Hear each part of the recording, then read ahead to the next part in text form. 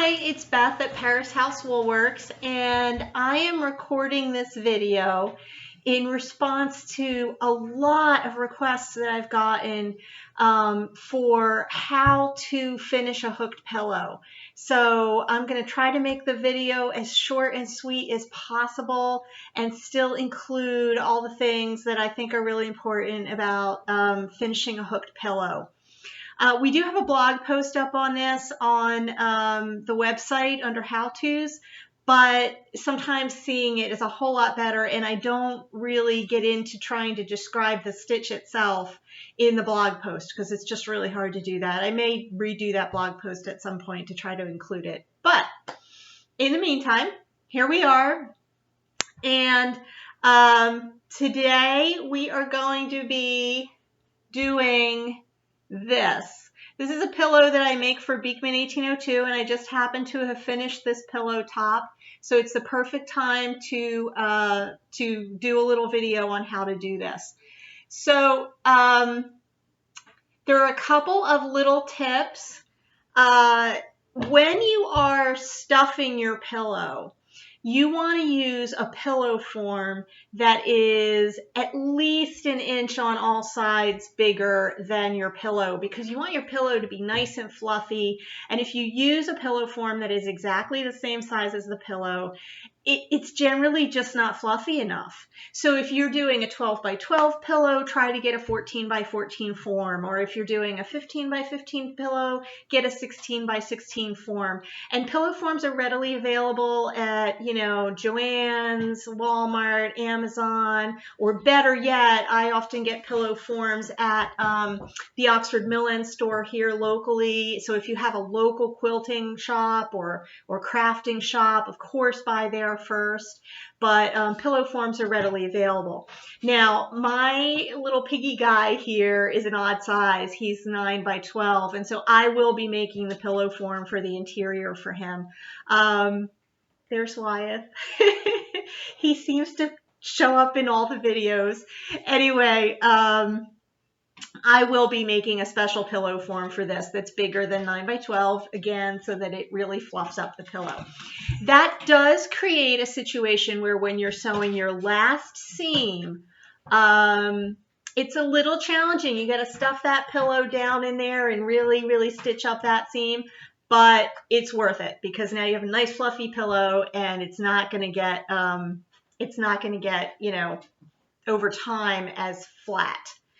The other thing I want to tell you is use a very strong thread. You do not want a cotton thread that breaks easily. That's fine for your sewing machine and for a lot of applications, but this is a hand process, and because we're trying to hide the linen, we're going to be pulling really, really tightly, and you want a thread that's really strong. So this is a Gutermann polyester thread. Again, your local quilt shop will have this in all colors, or go to your local quilt shop or your local crafting shop or wherever it is, and ask the person, what is the strongest thread you have?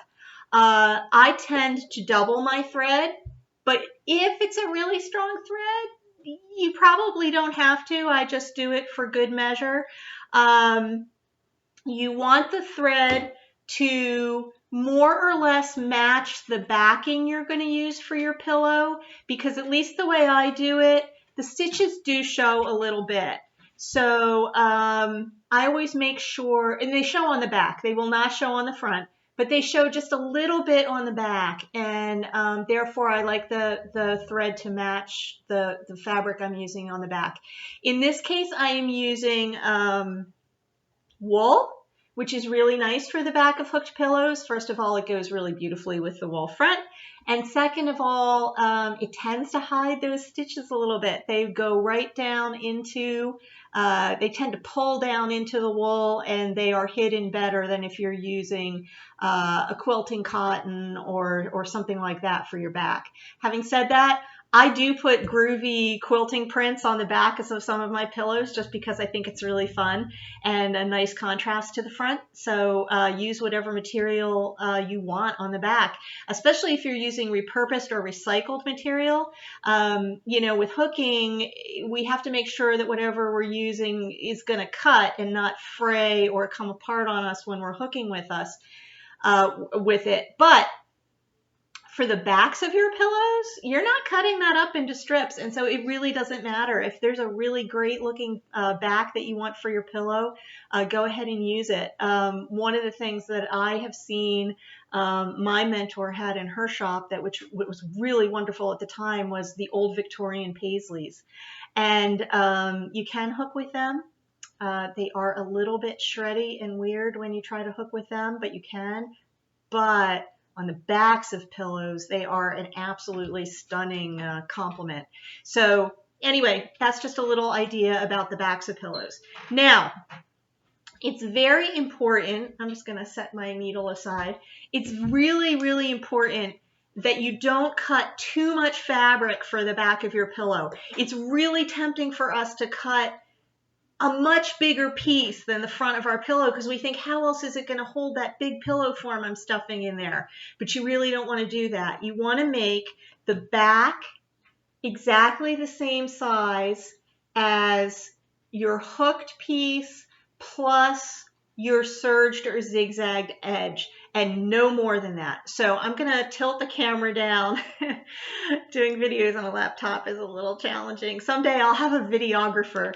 I'm going to tilt the laptop down so that you can kind of see what I'm doing here. So I'm going to just tilt this down. Here's my hooked piece. I have a fat quarter of wool here that I'm going to use for the back. Now, if you were using a back that is striped or plaid, you want to make sure that you cut it and align it and sew it so that that stripe or plaid remains aligned. This happens to be a solid color, so it's going to be a little bit easier. So what we're going to do, that's the selvage side, so I don't really want that. I'm going to place this down right over. Pull it this way so you can see a little bit better. And I'm going to take my sewing shears, and it doesn't have to be exact, but I'm going to cut right along the edge so that my back piece is exactly the same size as my pillow top.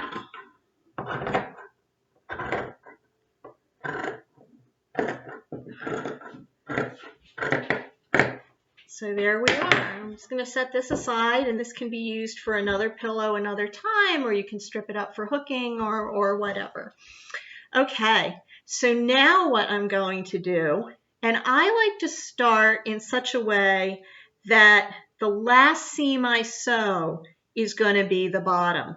Because if you're going to get any funkiness or wonkiness in your stitching, especially beginners, as you practice, this won't happen, but sometimes as beginners, you can get a little bit of pleating or strangeness along the bottom, or the last seam rather. I like to take that chance on the bottom seam. So what I'm going to be doing is I'm going to be starting here, sewing up and around, and then stuffing the pillow and closing this bottom seam. Another way you could do it is you could go this way and here, stuff the pillow in and have a short side left. If I weren't doing a demo, that might be how I did it, because I'm really confident in my final seams now, only because I have made probably 200 pillows at this point. But we'll stick with making the bottom seam the last seam. So since we're going to start here, I am going to fold this under. I'm going to fold my linen under, and then I'm going to fold my wool back under so that they meet like this. Now you can see that linen right now. You will not see that when it's finished. That's our goal, is that we don't have any linen showing as we stitch. So what I'm going to do though is I'm going to pin that, and you can see I have my adorable little pincushion voodoo doll guy. This was made, I'm going to just take 10 seconds here. This was made by Practically Art Studio, Paul McCoy, who is my virtual assistant. But as you can see, he is multi-talented. And I have my little orange-haired purple voodoo doll here on my wrist that holds all my pins, which is super convenient when you are doing these pillows. If you don't have a wrist pin cushion, just use a regular pin cushion. But anyway, I'm going to flip this over and I'm going to pin it. And just make sure I pin it in such a way that as I'm working, the sharp side is away from me because we don't want that. You're going to remove these pins as you stitch. So if it's not exact, I mean, you are going to be positioning as you stitch. And I personally only pin one side at a time. If you wanted to, you could try pinning the whole thing, but I only pin one side at a time so that I can work my corner pretty well. When you get to the corner, you're going to just fold over like this and continue stitching around the corner. So if we want, we can pin that corner right there like that. And I'll pin two sides. I'll go ahead and pin two sides, knowing that as you work your way around, you're going to be adjusting.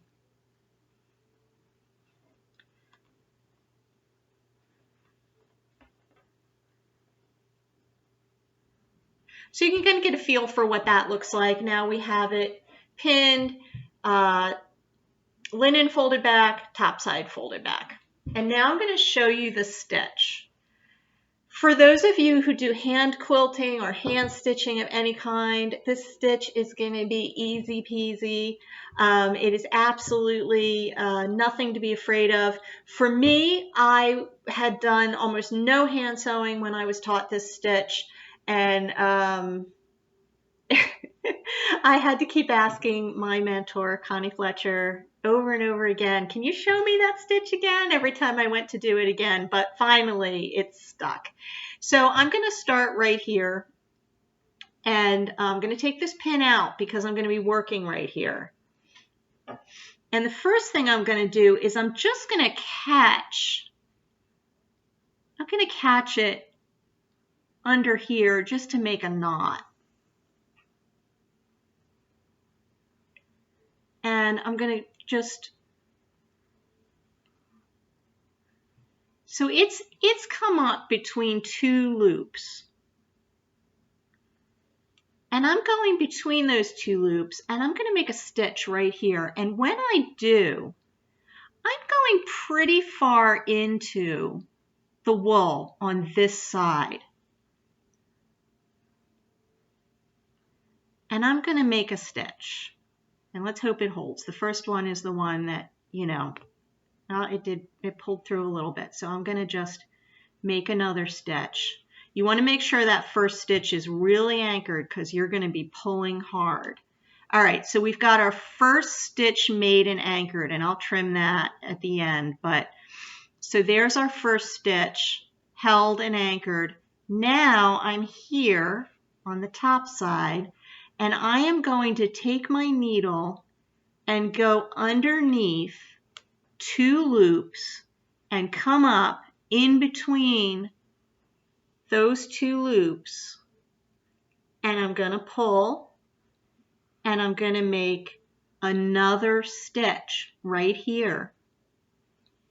And I'm going to pull really hard and make sure that I am finessing that wool over the linen so that it cannot show. Okay, I've made another stitch. I'm going to go under two more loops, come up in between them,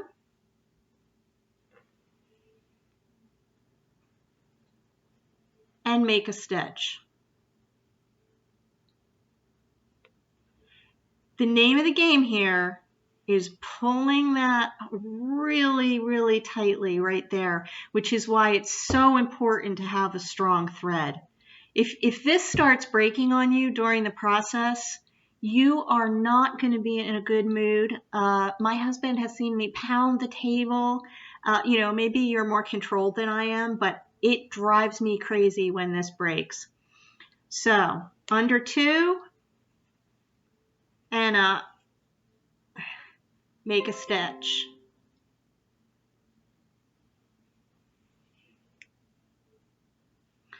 Some of the things that you'll run into doing this is, occasionally you might have a situation where the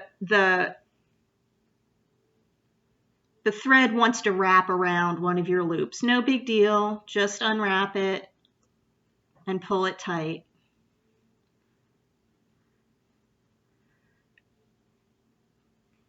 The doubling makes it a little bit more complicated, but it makes for a very strong seam. Because again, you're going to stuff this thing really tightly, and you want these seams to hold tight. So that's what I'm doing. I'm going under 2 loops, making a stitch, under 2 loops, making a stitch. And you can see the linen is not showing. You are seeing the stitches ever so slightly on the top side, but they're pretty well hidden. So that's what's going to happen. Now I'm going to pick up the pace a little bit. And for those of you who want to keep watching, I know we're 15 minutes in. You can keep watching.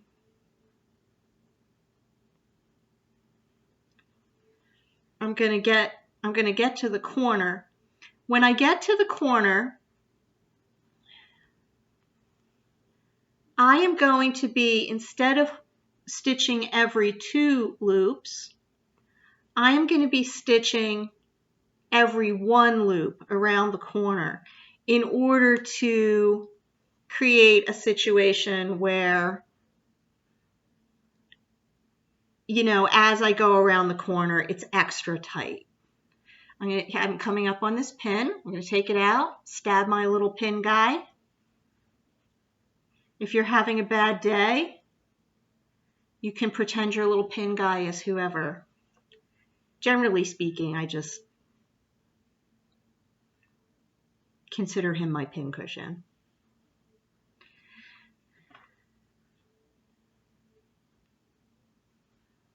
And you can see that once you get the hang of this, it goes pretty quickly.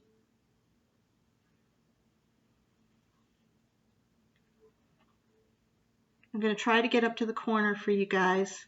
Those of you who are still watching, have a lot of patience.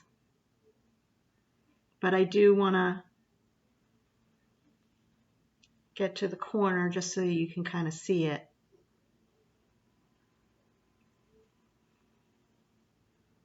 I've been told that there are cross stitchers and knitters and other artisans on YouTube that the whole thing they do is live stream their work.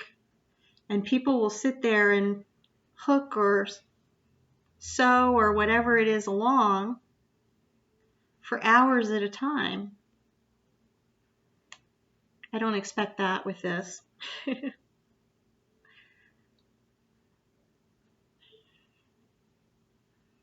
I'm going to show you again how that's looking. You can see that everything is nice and tight. And I'm doing this not as a live. I'm doing this as a recording so that it's easier to put up also on the how-tos on the website. But if you have any questions when this is posted on the website or on Facebook, by all means, just put them in the comments and I'll try to answer them. And I can do another session of this live if we think we need it. But this is actually a really simple technique.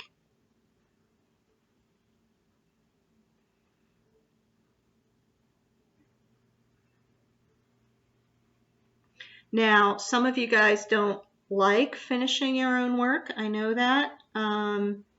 If anybody is local to me here in Maine, or actually probably even if you aren't local, I'm going to take the next pin out. We have a wonderful artisan who hooks with us almost every Tuesday, Edna Olmsted. She also makes our fluffies. She does finishing of all kinds. And when I say fluffies, I mean our flannel frame covers. She does finishing of all kinds for hire. So she'll do this. She'll do tape binding. She'll do whip stitching. All of those things. Because this is not a process that most of us love. It's a little bit tedious.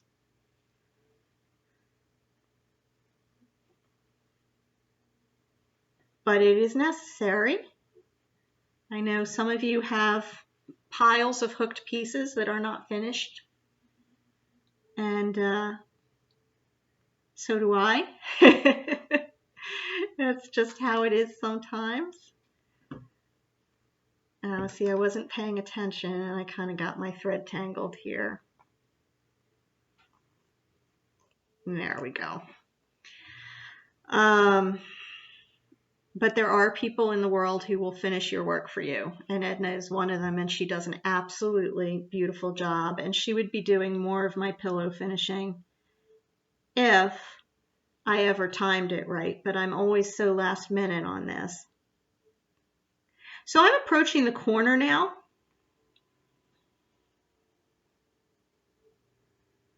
And because I know, well, actually, I can probably get around the corner with this thread. If you felt that your thread was getting on the short side at this juncture, I would highly recommend rethreading your needle. Just because you don't want to go into a corner with your thread very short. But I think we'll get around this corner. So this is going to be my last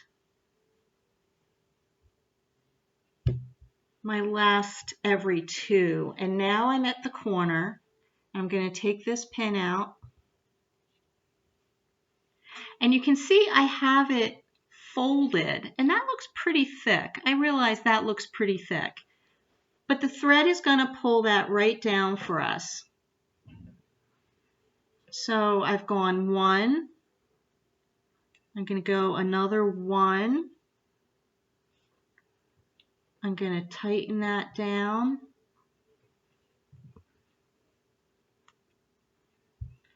I'm going to go another one right up through this point.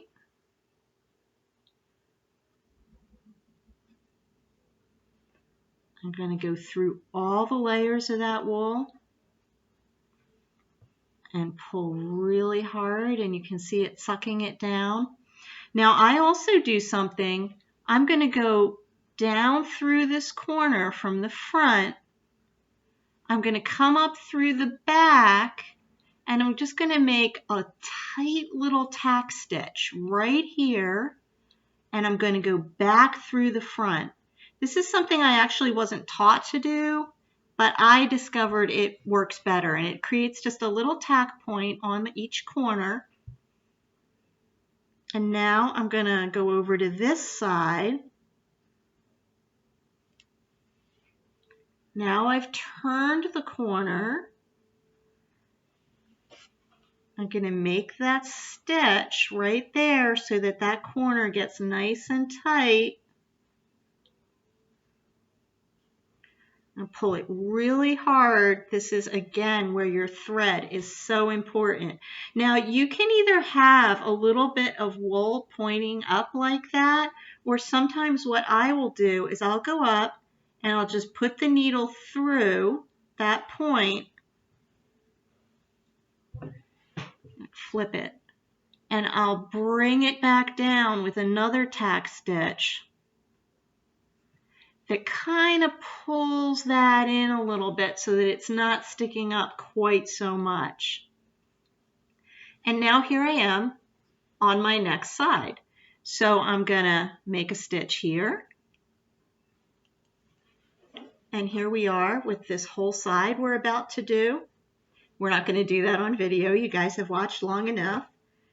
And I'm going to go under 2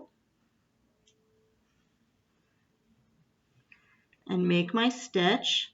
And now my thread really is getting short. So I'm going to go and make 2 stitches to really anchor this down. And then what I do to end my thread is I'm just going to go under here a couple of times.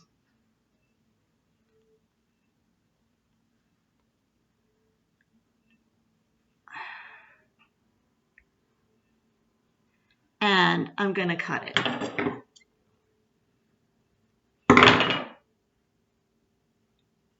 I'll put that in there so I don't lose my needle.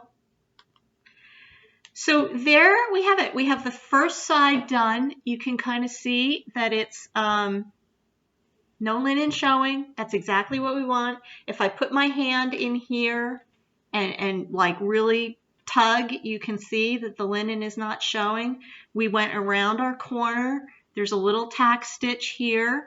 And then I also pulled this in a little bit with a tack stitch, and I've started up my second side. And that's really all there is to it. I'm going to go all the way around 3 sides.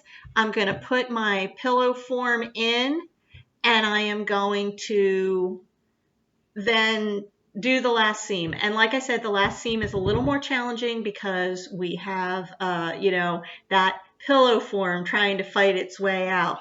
But basically that's it. Another thing I could have done, and I highly recommend this if you have stripes or plaids or something that really needs to stay put here, is you can put a couple of pins kind of along the back just to make sure that you're staying nice and straight with your stitching. That's another important factor. Okay, so that is finishing a hooked pillow, and it's really easy. It's just really tedious, although some of you may like it. I mean, there are people who are hand stitchers that love this. It's like a break from the hooking part.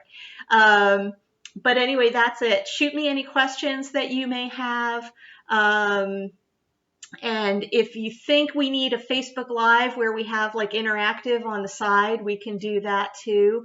But it really is a simple technique, and hopefully you guys will have good luck with it. Thanks for watching, and hopefully I'll do some more instructional videos in the future. Thanks. Bye.